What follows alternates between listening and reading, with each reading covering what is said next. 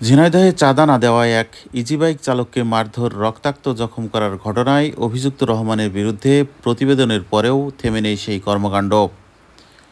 শহরের আরাপুর এলাকার সৃজনী পাম্পের সামনে চলছে চাঁদা আদায়ের মহোৎসব।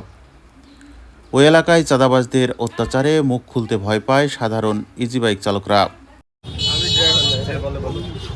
ভাই, এই যে আপনাদের কাছ থেকে টাকা তোলা হয়, এটা কেন তোলা হয়? মানে আপনি বললে সমস্যা কি ভাই? এটা বলতে সমস্যাটা কি? হ্যাঁ, এই ঘটনায় এলাকায় আতঙ্ক ছড়িয়ে পড়েছে। এই চিহ্নিত চাঁদাবাজদের বিরুদ্ধে ব্যবস্থা না নিলে পরিস্থিতি আরও ভয়াবহ হতে পারে।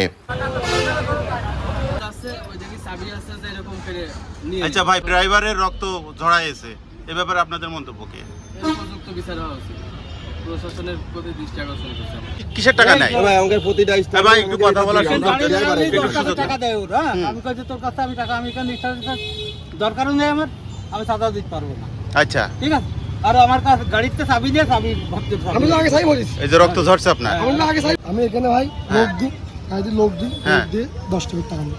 এবিন স্ট্যান্ডে স্ট্যান্ড, হ্যাঁ, এবিন স্ট্যান্ডে স্ট্যান্ড। আচ্ছা, এই যে সম্পূর্ণ টাকা তোলা চাঁদা তোলা এগুলো নিষেধ, এগুলো জানেন না? হ্যাঁ,